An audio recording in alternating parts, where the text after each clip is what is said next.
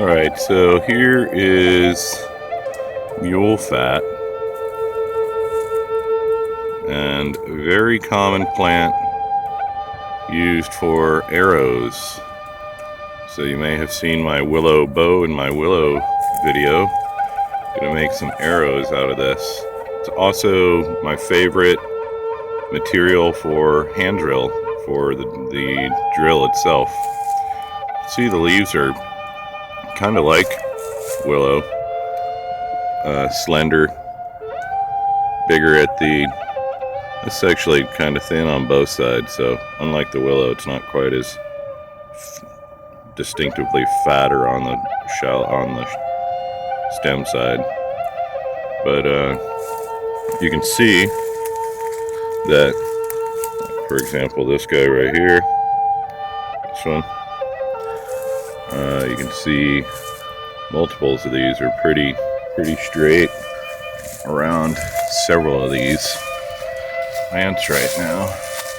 This one's not too good, but basically what I'm gonna do is find some about the size of my pinky.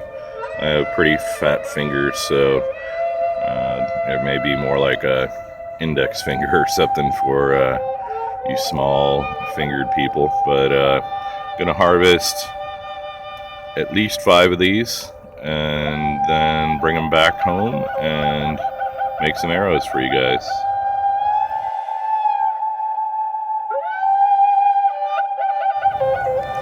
Okay guys, so here's a few. I got some skinny ones and some fatter ones, you can probably see, and gonna maybe collect a few more. This one's really skinny. I'm actually thinking of trying hand drill with this guy, so gonna just collect a few more and then we'll get started on the arrow making.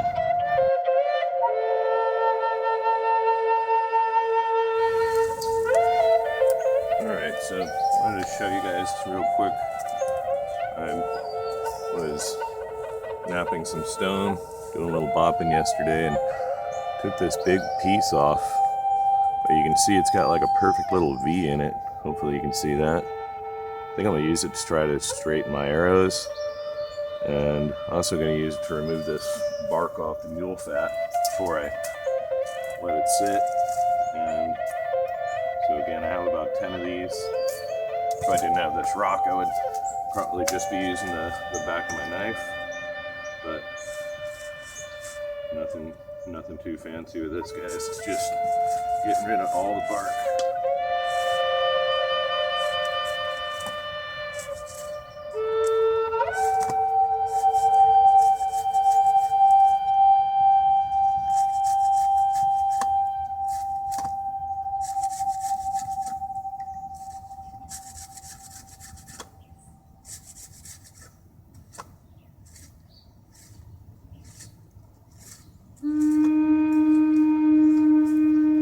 Basically, we're going down to the white. You will see that if you twist this, some of these fibers that are green that are still connected, I twist this before I'm done and get these off of there too. So I'll give you some still pictures afterwards, but I'm gonna go ahead and process these guys down.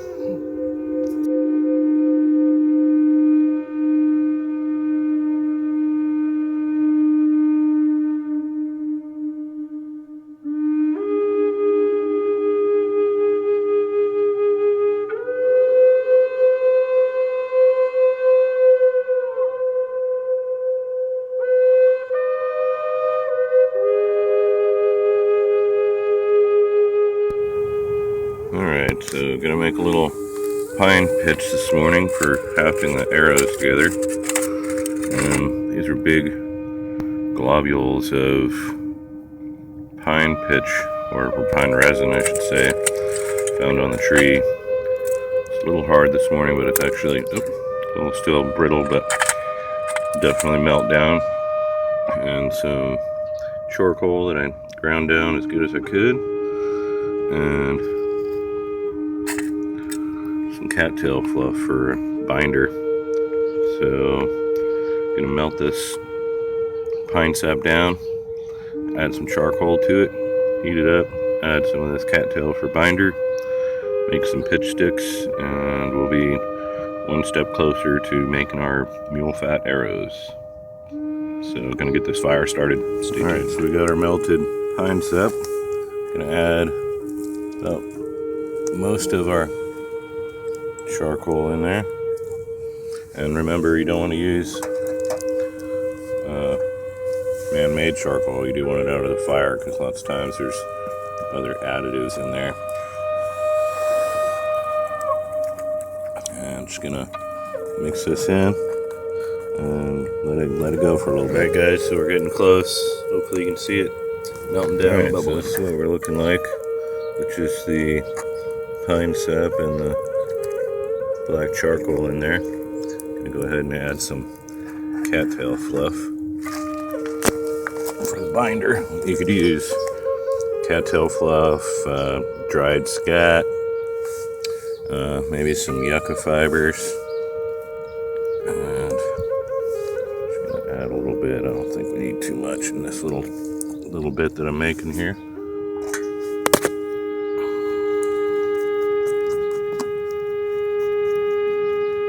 I'm just gonna go ahead and work this in, guys. Alright guys, well, there's our finished stick, pitch stick. One more step closer to making our arrows.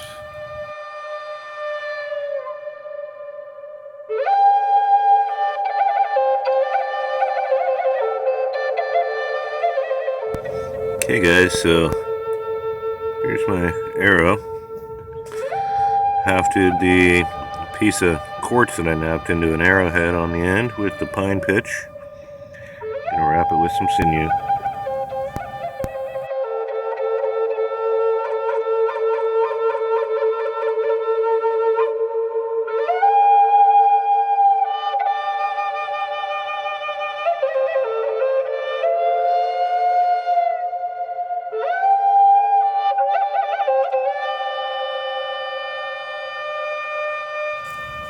So like I mentioned, Mulefat's actually my preferred wood for doing hand drill out here for sure. So I got a piece of Mulefat that I've used in the past, harvested several weeks ago.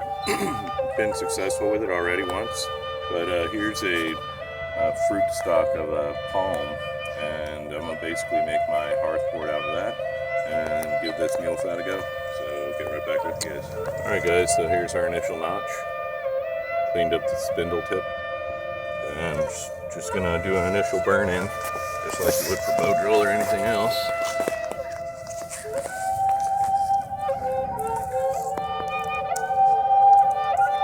Gonna try to make them basically.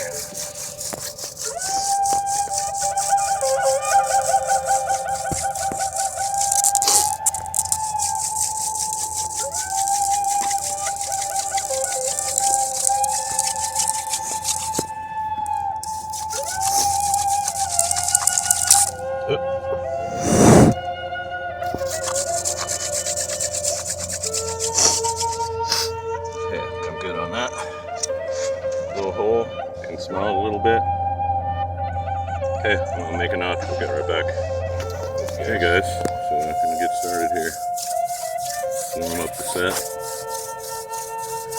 and then I'll push down hard. I won't go for speed until I fill the notch.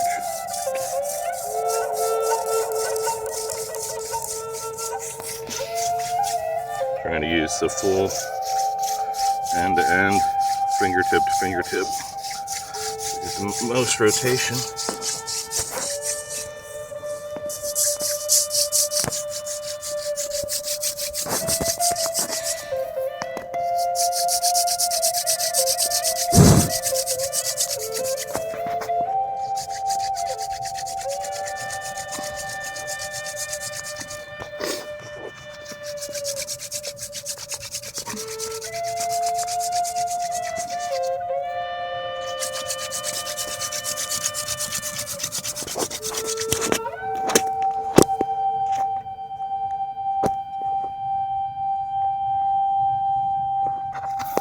Looks like we got a coal.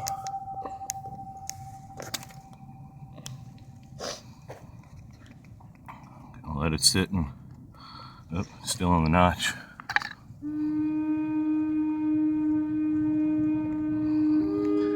Let it sit and solidify a little bit.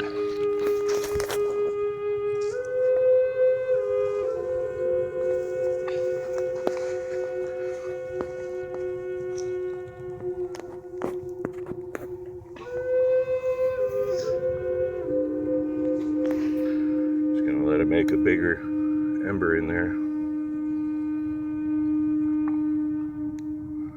Can feel it warming up.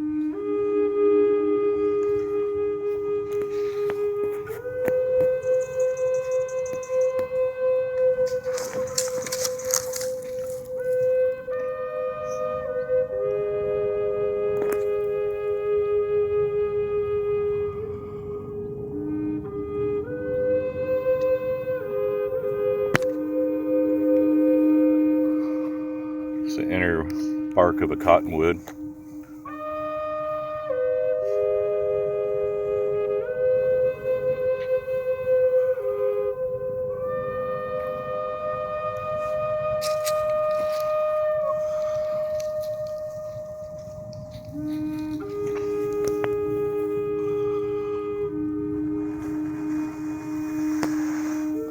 Whoa. Stuff isn't wanting to burn too easy today, is it?